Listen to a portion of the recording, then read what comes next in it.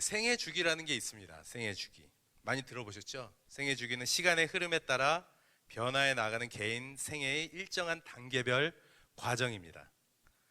그래서 개인 생애의 일정한 단계별 과정을 잠시 말씀드리면은 여러분들 다 알고 있다시피 영아기, 유아기, 아동기, 청소년기, 우리처럼 이제 청년기, 성년기, 중년기, 노년기로 구분할 수 있습니다. 여기 앉아 있는 대부분의 사람들은 성년기입니다. 성년기. 다시 말해 청년기라고 얘기할 수 있는 것이죠. 나 여기 앉아 있지만 몸은 청년인데 마음만은 노년기다 이런 사람 있어요? 뭐 중년기다 이런 사람 있습니까?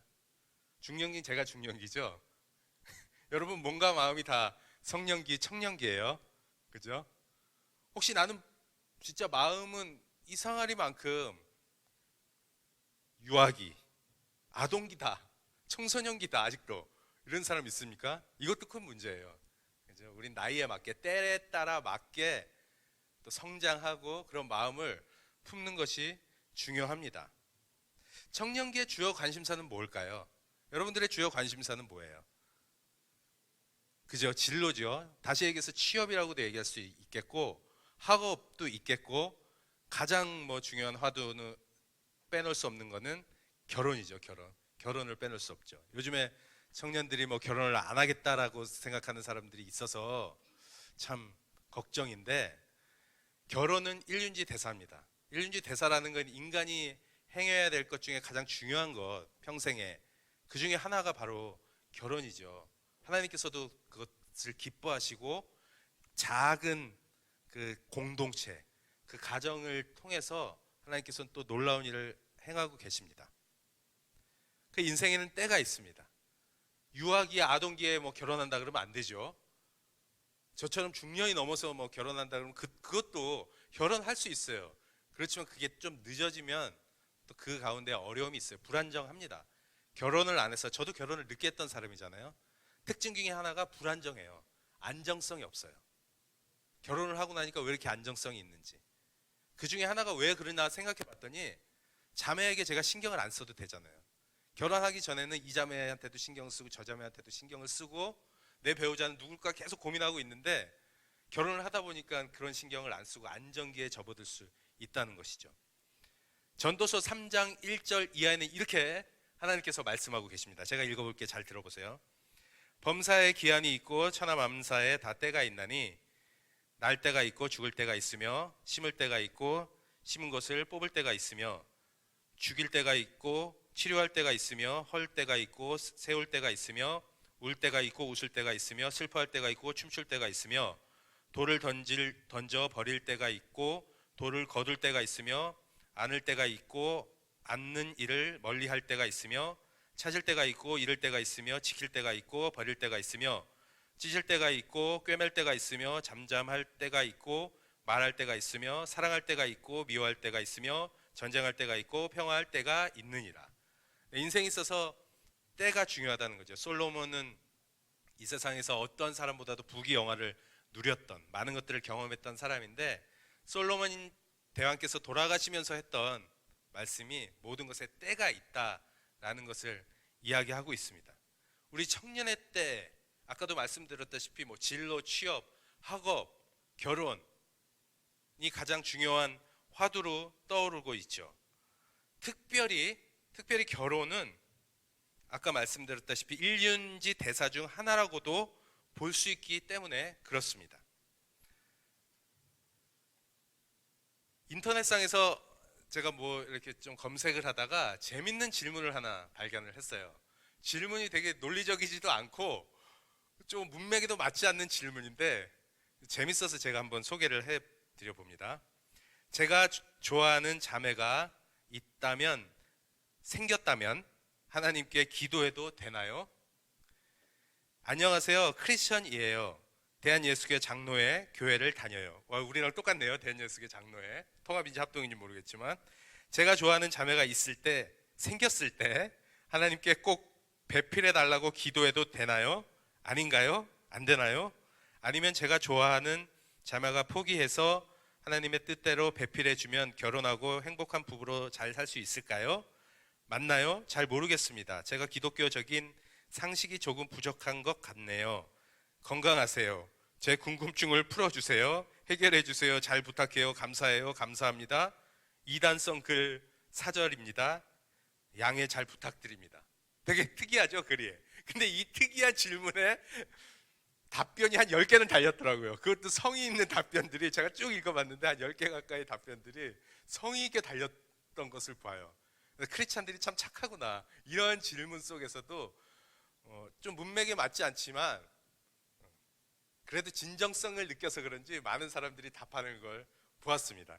그 중에 하나를 제가 또 소개하면은, 그 짧은 답이었는데 이런 답을 하더라고요. 네, 되고 말고요. 주님은 믿음이 좋은 선남 선녀들이 짝을 이루는 것을 좋아하시고 도와주십니다.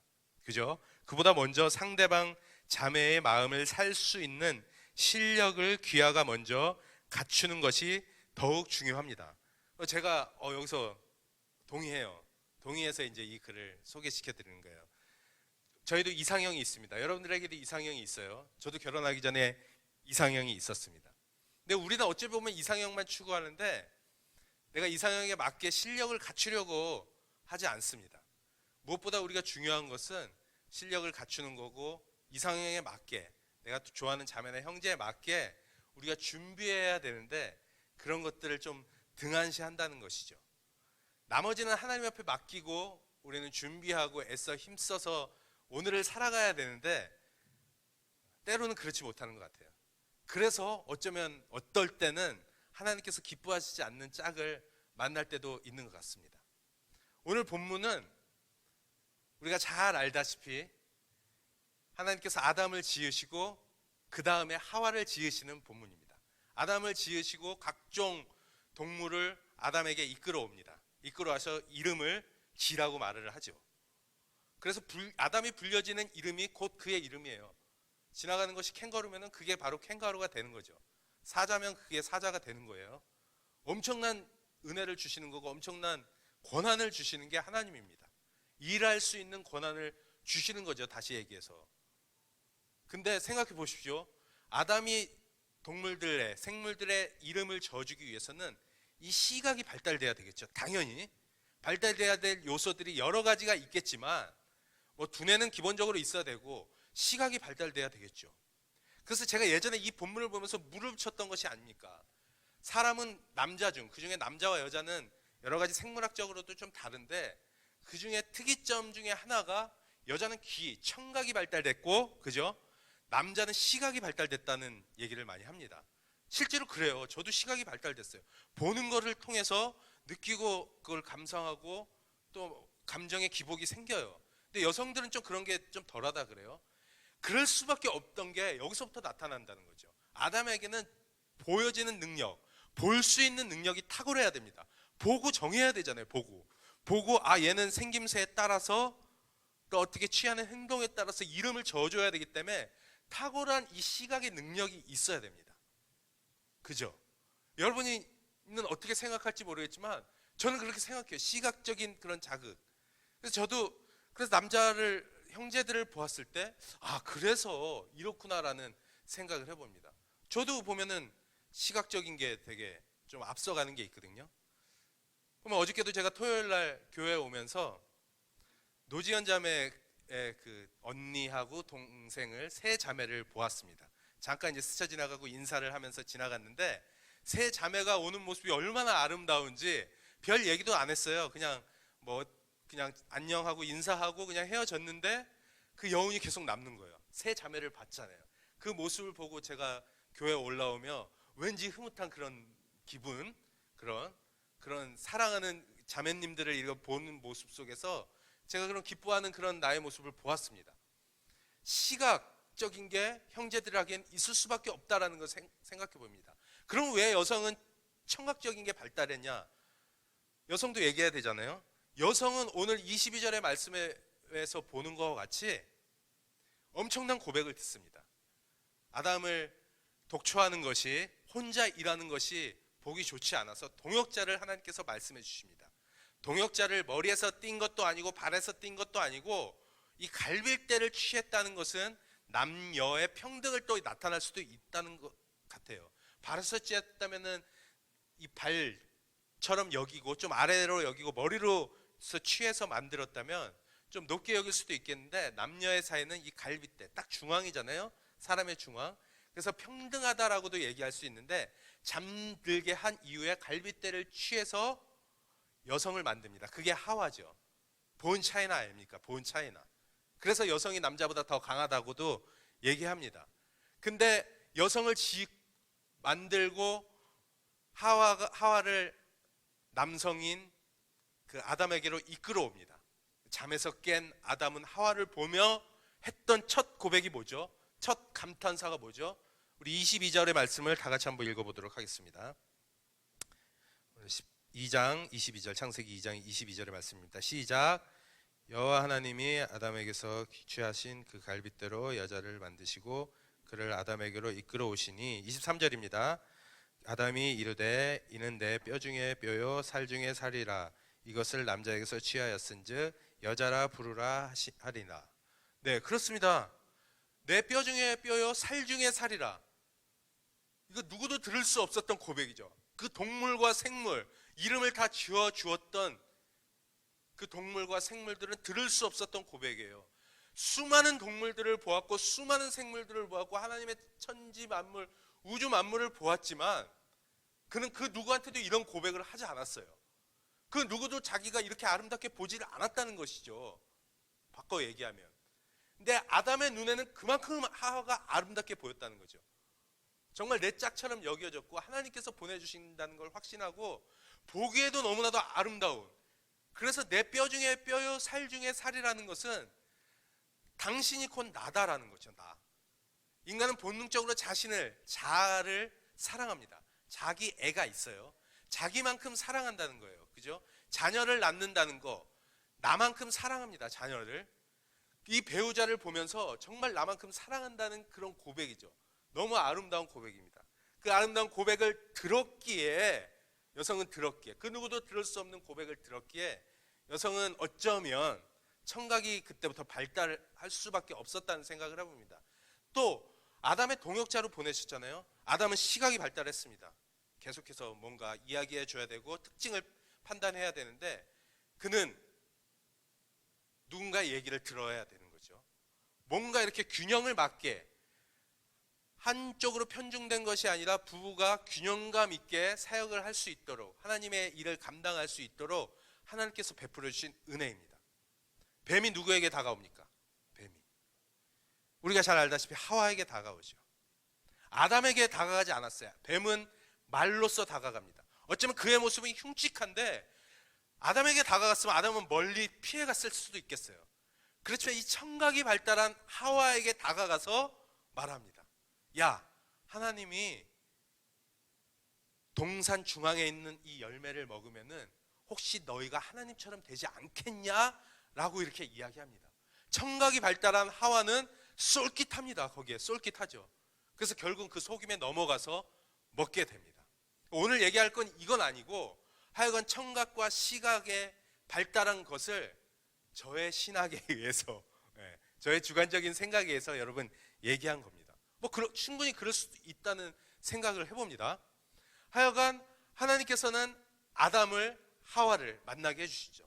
하와를 아담으로 이끌어 주셔서 만나게 주신다는 것이죠. 우리도 일륜지 대사고 또 청년회 때 관심사가 결혼인데, 우리도 결혼을 해야 되잖아요. 내 짝은 누구일까라고 생각하는 사람들이 많습니다. 저도 청년회 때 그런 생각을 하였고, 과연 어디에 있을까라는 생각을 많이 합니다. 그죠? 지금도 많이 합니다. 여러분들을, 이 시대의 사람들, 결혼 안 한다 이런 사람도 있지만 대부분의 건강한 사람들이라면 내 짝은 어디 있을까란 하나님께 물음이 있고, 또 그 짝을 찾기 위해서 애쓰고 힘쓰고 기도하는 게 우리들입니다. 근데 아까도 말씀드렸다시피 우리는 우리의 힘과 능력으로 짝을 구하면 안 됩니다. 우리가 가지고 있는 그런 욕망과 그런 욕심과 모든 경험으로 그 짝을 찾으면 안 된다는 것을 오늘 본문을 통해서 우리는 깨달을 수 있어야 합니다. 여러분들이 지금 생각하고 있는 것, 어쩌면 이 시대의 기조에 따라서, 이 시대의 흐름에 따라서 배우자를 정하고 또 직장을 정하고 나의 진로를 정할 수가 있는데, 그런 것이 아니라 하나님의 인도하심에 따라 우리가 정하고 우리가 그 길을 나가는 것이 얼마나 중요한지 오늘 말씀을 통해서 좀 생각해 보았으면 좋겠습니다. 하나님은 어저께나 오늘이나 내일이나 동일하게 우리를 인도하십니다. 오늘 성경 본문의 2장 18절에 25절의 말씀을 통해서 우리가 깨달을 수 있는 바는 정말 하나님께서 어저께나 오늘이나 내일이나 동일하게 우리를 인도하신다는 것입니다. 근데 우리는 때로는 그 인도하심을 망각할 때가 있습니다. 때로는 그 인도하심을 인지하지 못할 때가 있습니다. 그래서 우리 마음대로 행하는 것이죠.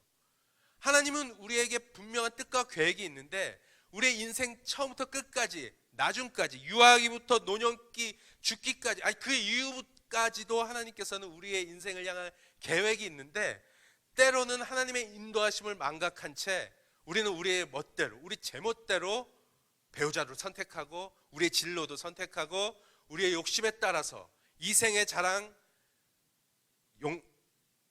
자랑과 안목의 정욕에 따라서 우리는 살아갈 때가 너무나도 많다는 것입니다. 저도 그런 실수를 해요.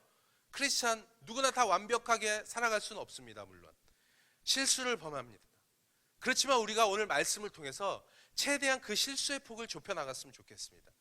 분명히 기억할 것은 하나님께서 우리를 인도하신다는 그 한 가지, 그것만을 우리가 가지고 그것을 믿고 나아간다면 우리가 불안해하지도 않을 것이고 낭망해하지도 않을 것이고 그것에서 주저하지 않을 것이라는 생각을 해봅니다. 인생을 살다 보면 특별히 청년의 때 많이 불안해하는 요소들이 있습니다. 남은 지금 직장에서 직장 생활을 잘 하고 있는데 내가 원하는 학교에 들어가서 또 공부도 하고 또 취업도 잘 되고 또 원하는 배우자도 만나서 결혼하고 있는데 나는 이 나이가 돼서 결혼도 못하고 취업도 제대로 못하고 이런 상황 속에서 하나님을 의심하는 경우들이 충분히 있습니다. 그래서 안정감이랑은 거리가 멀다고 이야기할 수 있는 것이죠. 때를 따라 취업을 하고 때를 따라 결혼을 했을 때 안정을 취하고 더 신앙도 성숙해질 수 있는 것입니다. 사람 따라 다르겠지만 분명히 청년의 때를 따라 뭔가 취하는 것이 없다면 그의 신앙 또한 영향을 받는 것이 분명합니다. 그래서 한국교회 특징이 35세 이상만 되면은 특별히 미혼인 청년들이 교회를 안 나오는 경우가 많아요. 그냥 대예배만 드리고 가는 거죠. 청년부에 안 나옵니다. 그때도 말씀드렸잖아요. 대부분의 사람들이 창피하다. 내가 나이를 먹어서 이 청년들과 함께 생활하는 게 창피하다라고 얘기합니다. 왜? 그 때를 놓쳤다고 생각하기 때문에. 그래서 막 자기의 생각대로 일을 추진해 나가는 경우가 있습니다. 여러분, 오늘 본문을 통해서 분명히 기억하십시오. 하나님께서는 여러분들의 짝을 준비시켜 놓았습니다. 그 시기가 빠를 수도 있고 늦춰질 수도 있어요. 저처럼 늦어질 수도 있어요. 물론 빠를 수도 있습니다. 직장 생활 좀 빨리 시작할 수도 있고 늦게 시작할 수도 있습니다. 분명한 건 하나님께서 여러분들에게 일할 곳을 예비해 놓으셨다는 것이죠. 어떤 것을 통해서 오늘 알 수 있냐? 오늘 본문 19절을 통해서 우리가 일에 대한 하나님의 시각을 한번 보도록 하겠습니다. 19절의 말씀을 다 같이 한번 봉독해 보도록 하겠습니다. 시작. 여호와 하나님이 흙으로 각종 들짐승과 공중의 각종 새를 지으시고 아담이 무엇이라고 부르시나 보시려고 그것들을 그에게로 이끌어 가시니 아담이 각 생물을 부르는 것이 곧 그 이름이 되었더라. 그렇습니다. 하나님께서는 생물들과 동물들을 아담에게로 분명히 이끌어 가십니다. 이끌어 가신다는 거죠. 아담에게는 한계성이 있습니다. 아담이 아무리 빨리 뛰어도 아담이 아무리 능력이 있어도 시간과 공간의 제약은 분명히 받는 사람입니다. 사자보다 빠를 수 없고 치타보다 빠를 수 없고 나를 수도 없습니다. 그 나를 수 없고 빠를 수 없는 그 어디든 공간의 제약을 받을 시간적인 제약을 받을 수 없는 아담에게 하나님께서 부여한 일은 각 동물들, 생물들에게 이름, 명칭을 부여하는 것인데 어떻게 다 돌아다니면서 그것을 돌아다니면서 인간의 한계가 있지 다 명칭을 지명을 해줄 수가 있겠어요? 근데 감사하게도 하나님께서 다 이끌어 오신다는 거죠. 동물도 이끌어 오시고 저 날아다니는 새도 이끌어 오시고 하나님의 능력이 아니라면 하나님께서 주신 미션을 완수해 나갈 수 없다는 것이죠. 여기서 우리가 힌트를 얻을 수 있는 것은 하나님께서 이끌어 오신다는 것이죠. 우리가 찾아 나서는 것이 아니라 하나님께서 이끌어 오신다는 것입니다. 여러분들의 직장도, 여러분들의 취업도 하나님께서 이끌어 주시리라 믿습니다. 하나님께서 그 길을 이끌어 주시리라 믿습니다. 우리는 우리가 하는 것 같지만 우리의 능력은 제한적이잖아요. 지금 실업률이 뭐 10%가 넘고 사상 최악이다, 뭐 대한민국 청년 실업률이 그렇게 이야기하고 있는데, 이 상황 속에서 우리가 주저하지 않는 것, 낭망하지 않는 것은, 상황을 보고 낭망하지 않는 것은, 나의 모습을 보고 절망하지 않는 것은, 하나님께서 우리가 준비되어 있다면, 우리가 하나님과 동행한다면 하나님께서 그 직장을 이끌어 주세요. 그 길을 이끌어 주세요. 나는 내가 발걸음을 옮겨서 그 직장을 찾아가는 것 같지만, 여러분 한번 기억해 보세요. 하나님의 인도하심이 없이는 그 직장 들어갈 수 없습니다. 하나님의 인도하신 가운데 직장을 들어가야 그것이 정말 평안함을 찾을 수 있다는 것이죠. 분명히 우리는 취업의 문으로 하나님께서 이끌어 주시는데, 우리는 그걸 망각하고 우리의 제멋대로 하려고 하는, 우리의 힘과 지식과 능력으로 세상적인 방법을 총동원해서 직장을 구하려고 하는, 취준생의 문을 두드리려고 하는 그런 모습 속에서 우리는 어쩌면 시간이 더 오래 걸리고 그 속에서 아픔을 겪고 있지는 않은지 한번 생각해 보아야 됩니다. 하나님께서 이끌어 주신다는 거 기억해 주셨으면 좋겠습니다. 마지막으로 하나님께서 배우자, 청년의 때 가장 큰 화두가 되는 그 배우자도 하나님께서 이끌어 주시는데, 아까 우리가 본문에서 말씀해 드렸던 읽었던 것과 같이 하와를 하나님께서 지으시고 아담에게로 이끌어 주십니다. 아담에게로 이끌어 와요. 아담이 찾아 나선 게 아니에요. 우리가 분명히 여기서 주의해서 볼 것은 하나님께서 이끌어 오신다는 거죠. 이게 바로 하나님께서 지으신, 하나님께서 배포해 주신 아담의 반쪽입니다. 하와의 반쪽이고 하나님께서 이끌어 주신다는 것을 기억하십시오. 직장이나 배우자나 여러분들이 지금 가장 크게 관심을 가지고 있는 것, 청년의 때 근심과 걱정을 가지고 있는 것, 하나님께 맡긴다면 배우자 또한 하나님께서 이끌어 오신다는 것이죠. 근데 이 세상에 많은 사람들이 어떻게 하죠? 하나님을 믿는 자들 또한 어떻게 배우자를 구하고 있습니까? 자기의 생각, 이상적인 것들, 자기의 경험적인 것들, 아니 세상적인 것들과 타협하며 막 그런 것들을 정의 내리면서 어떤 형제와 어떤 자매를 만나기를 원하는 것이죠. 그래서 자기의 욕망에 젖어서 누구를 선택하게 됩니다. 그래서 실패하는 경우가 많다는 것이죠. 이 배우자를 선택할 때 내가 선택하는 게 아니에요, 여러분. 오늘 배우자를 통해 배우자를 선택하는 방법을 분명히 하나님께서 말씀해 주시는데, 19절을 통해서 하나님께서 이끌어 오신다는 것이죠. 우리가 해야 될 건 뭐죠? 아까 어떤 크리스찬의 답변과 같이 우리는 준비하고 있는 것이죠. 준비하고 있고 우리는 기도하고 있고 우리는 하루하루를 최선의 것으로 살아가고 있는다면 하나님께서 이끌어 주시는 그 배우자가 바로 여러분들 한 사람 한 사람의 배우자입니다.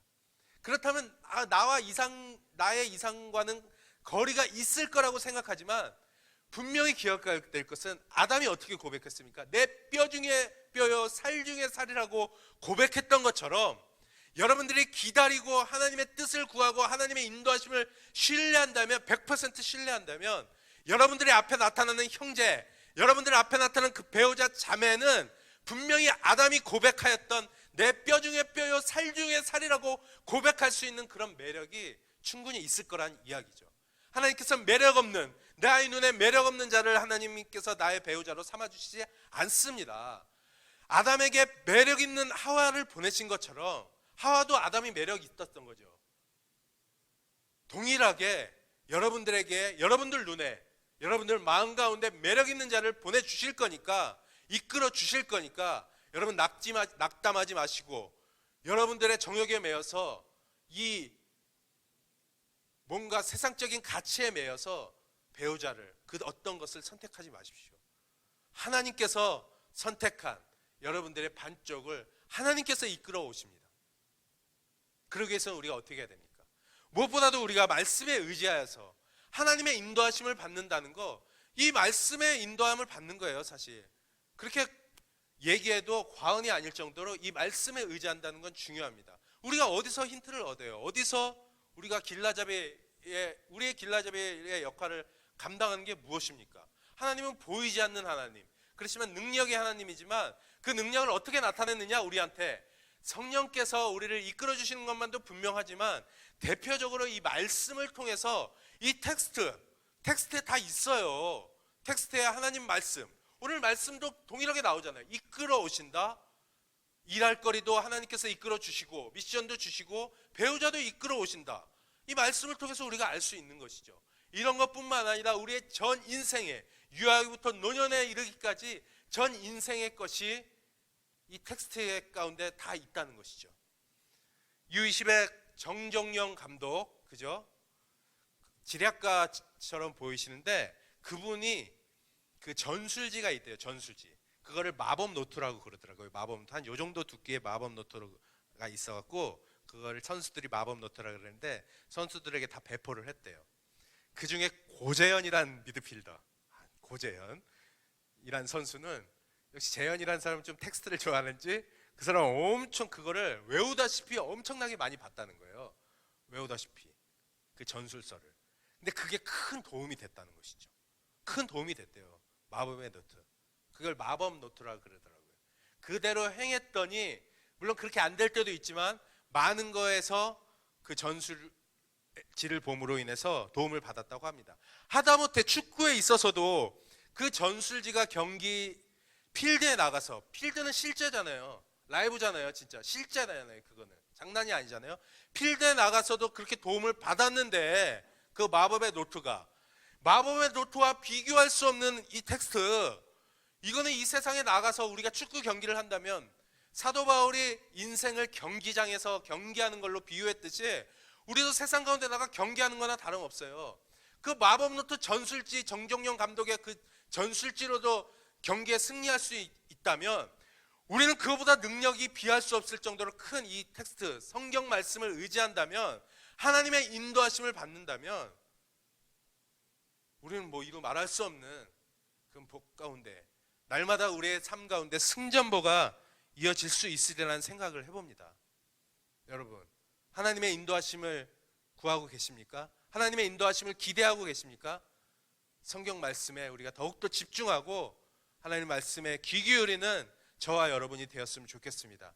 그렇다면 여러분들의 지금 안고 있는 고민들, 여러분들이 지금 생각하는 모든 것들 하나님께서 이끌어 주셔서 여러분들의 방법이 아니라 하나님의 방법으로 이끌어 주시고 이끌어 가게 하셔서 놀라운 일이 여러분들의 인생의 여정 가운데 펼쳐질 수 있으리란 생각을 해봅니다. 여러분의 인생 가운데 날마다 승전보가 이어질 수 있으리라 믿습니다. 우리가 승리하는 비결 딱 한 가지, 바로 하나님의 인도하심을 받는 거라면 그 인도하심을 사모하심으로, 그 인도하심 가운데 영적 예민함으로 귀 기울여서 실천하고 따르고 순종하는 가운데 날마다 복된 삶을 영위해 갈 수 있는 우리 사랑하는 청년부 예배드리는 모든 이들이 되길 주님의 이름으로 소망합니다. 아멘. 사랑의